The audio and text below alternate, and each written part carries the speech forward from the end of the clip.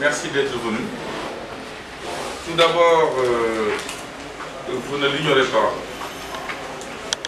après l'effort historique et inédit du gouvernement sénégalais de renouveler le parc automobile de Dakar Dem Dikk, mais également d'autres sociétés de transport public, un effort titanesque avec 475 autobus neufs. Historique, pourquoi? Parce que c'est la première fois que le Sénégal a autant de bus en un seul projet. Je pense que ces bus-là appartiennent au peuple sénégalais et c'est un patrimoine national qu'il faut sauvegarder. Il y a des habitudes auxquelles il faut mettre fin. Nous pensions que c'était du passé, mais ça recommence. C'est la raison pour laquelle aujourd'hui je suis devant vous, au nom de la société Dakar Dem Dikk, pour fustiger ce comportement irresponsable auquel il faut mettre fin. Je parle de 3 constats. Le 24 février dernier, il y avait une confrontation, je pense que c'était une conférence de presse organisée par des hommes politiques qui étaient derrière le maire de Dakar. Une conférence de presse, je suis précis. Ce jour-là, 3 de nos bus ont été caillassés à la sortie de cette conférence de presse. Le lien est établi. On pensait peut-être que ce serait un hasard, ça allait s'arrêter là. Il y a eu également une confrontation devant le juge d'instruction, toujours concernant le maire de Dakar. Ce jour-là également, 3 de nos bus sur l'avenue Centenaire ont été arrêtés, vidés de leur contenu, des passagers. Heureusement, avec l'intervention des éléments de sécurité du réseau de Dakar Dem Dikk, ces bus n'ont pas été caillassés ce jour-là. Et voilà qu'hier également, devant la justice,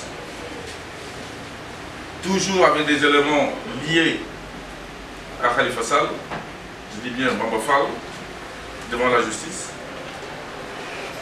nos bus ont été également caillassés. Je pense que ces actes de violence-là,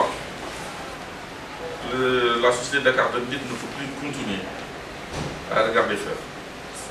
Je rappelle qu'au cours de l'année 2015, si je ne me trompe pas, des personnes également avaient intercepté un bus de Dakar Dem Dikk devant l'université de Dakar. Dans un pays de droit, nous n'avions d'autre choix que de saisir la justice. Ces derniers ont été appréhendés, identifiés, appréhendés, condamnés, et ça nous suffisait largement. J'en appelle à la responsabilité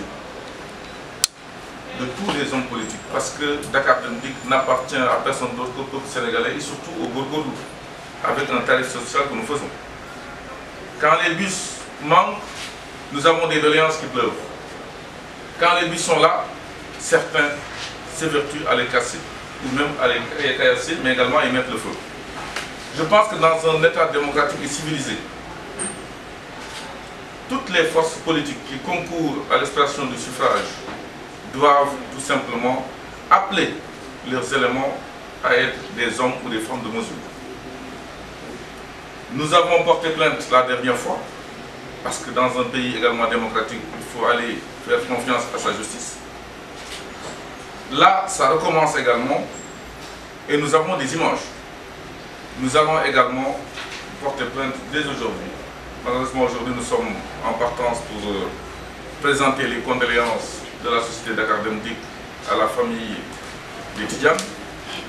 C'est pourquoi nous serons tout simplement assez brefs dans cette affaire-là, mais je pense que nous appelons à la responsabilité. Nous appelons également à la justice de sévir entièrement, totalement dans cette affaire-là, parce que ça ne peut pas perdurer. Je tenais juste à faire ces déclarations-là aujourd'hui pour appeler ces jeunes qui sont manipulés, il faut le dire, c'est politique, et de mettre fin à leur comportement. Parce que le bien qu'ils saccagent aujourd'hui, c'est le bien qu'ils vont revendiquer demain. Et ce sont leurs parents, leurs amis, leurs voisins qui l'utilisent tous les jours parce qu'ils n'ont pas la possibilité d'acheter des véhicules. Il y a des pays qui sont autour de nous qui n'ont pas cette chance-là d'avoir des bus aussi neufs. Donc, Préservons le patrimoine national. C'est l'appel que je lançais pour un comportement citoyen. J'en ai terminé.